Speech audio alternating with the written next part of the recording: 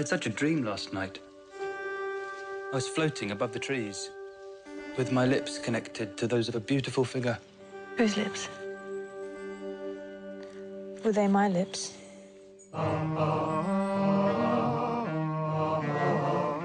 not sure he really likes me.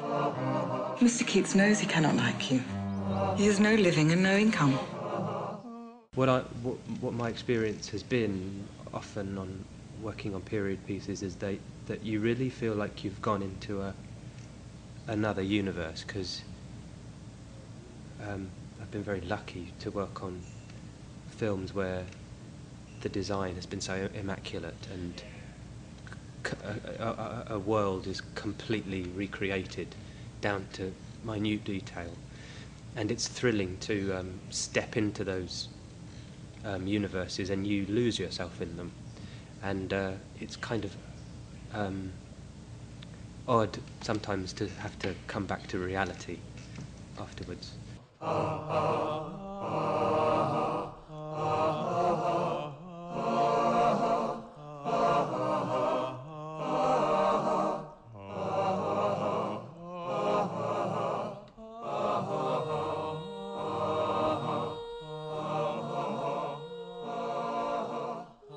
I was very, very moved by his story.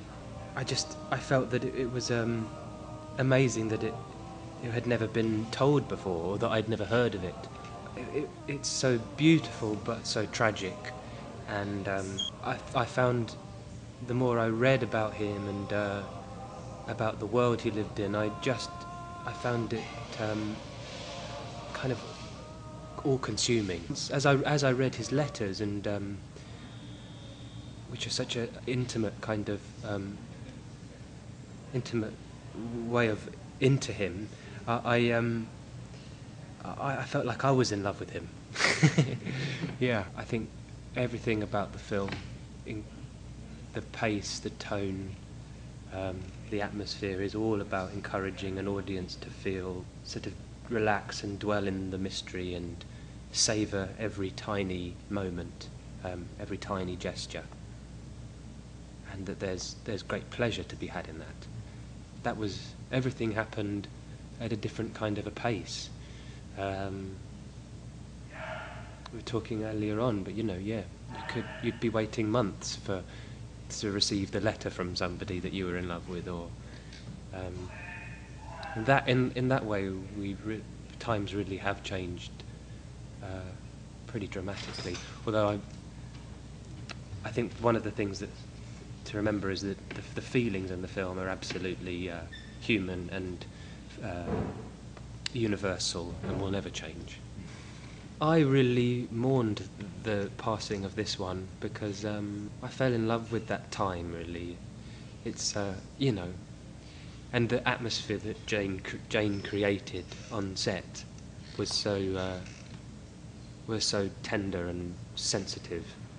I think that one of the things she told me quite frequently was, you're trying too hard.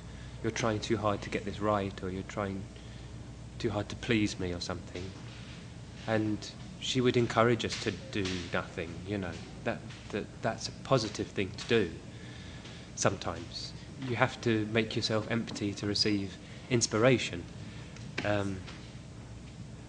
Although, as it's spoken in the film by Charles Brown, it does seem a slightly ridiculous thing to say. But I think that Jane would stand by that statement. If something's very similar to what I've just done, I usually wouldn't want to do it. But sometimes you'll have these kind of ideas, but then really I go with wherever my imagination is drawn. And if I have a feeling like I can give something to this character and to this story, then I follow that, and that's really the only consideration. I suppose I'm drawn more to films that are about people and about characters and relationships. That's what excites me about life and about stories. But who knows? One of the really exciting things about being an actor is you never know what's going to blow in next. So I tried to stay open to anything. I get anxious if I don't see her. When I don't hear from him, it's as if I've died. As if the air is sucked out from my lungs. Mr. Keats is very brilliant. Was it successful? You taught me to love. You never said only the rich. I must warn you, the trap that you're walking into, John. You'll lose your freedom permanently. For what? You are already the source of so much gossip. Apparently there is nothing I can do to persuade you of the gravity of this situation. We must cut the threads. No, I can't. I never will.